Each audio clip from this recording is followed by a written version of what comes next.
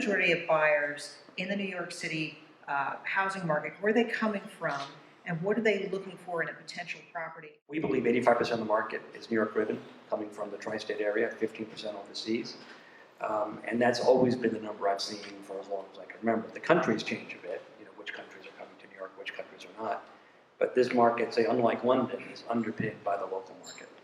If we did change our tax policies and move the slogans aside and try to encourage the wealth of the world to take homes here, they travel in entourages, they go to Hermes and they buy $150,000 worth of leather folders for gifts. And they are tax engines themselves. But they can't live here for more than a certain amount of time, or their wealth will be taxed as a New Yorker. There's a movement by this government to take away the ability to have anonymity when you buy real estate. So now we have foreign buyers. In fact, there was a whole series in the New York Times about this. So we have foreign buyers who now have to worry that their friends and business associates or the politicians back home know that they're spending money on real estate here. When people choose New York City, what is it that they're choosing? Why are they choosing New York in particular?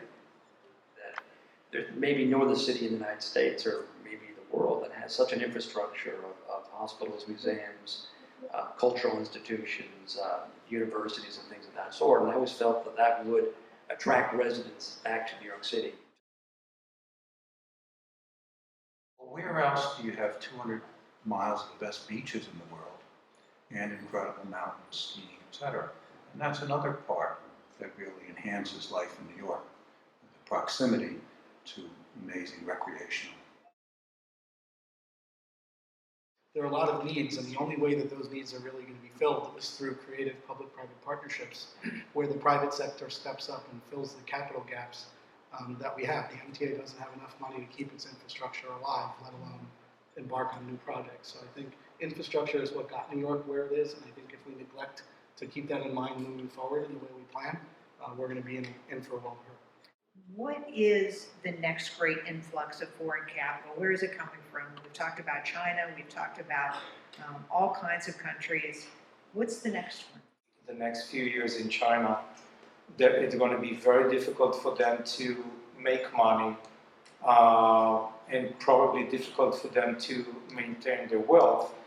They are desperately looking for investments outside of China. In the last 7 to 10 years, many of them made a lot of money in China, and they're just looking to find investments to diverse their portfolio and find investments outside of China. We talk about the Chinese wealth. They're no longer living in Shanghai. They're living in places where capital can move more freely. The countries that I see right now, because of the politics that we started, the geopolitics that we started the conversation with, a lot of capital is moving from the country of Turkey into the United States, a great deal. And the Gulf will be, as ISIS is not thwarted by anyone, where's the next place they want to go? Would be south and east into the Gulf.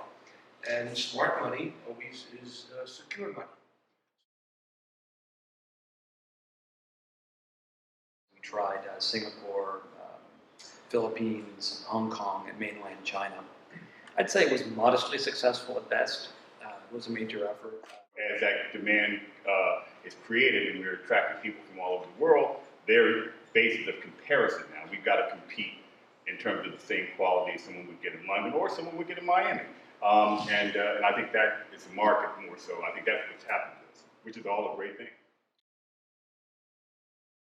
It's a hard business to learn at this point. But luckily, the business is very horizontal. There are many different facets of a real estate developer's business career that people can fit into.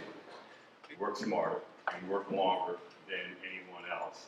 And to not go into this business unless you love it, because this is a business of problems. You have to be a jack of all trades and also admit what you don't know so that you can rely on someone else who has those skills and that aperture for understanding certain things. It is the world's biggest collaborative, and if you're not passionate about it, then drive a cab. In my opinion, if you want to be successful, you have to work really hard. You have to fight for everything. You have to make sure that you know as much as you can about everything. You need to be very passionate about what you do, and you need, for many years, to be the first one there and the last one there. So I always encourage younger people to either go start a banking career and come into real estate, or go into business school of some sort. I think that probably is the single thing that probably can't be taught on the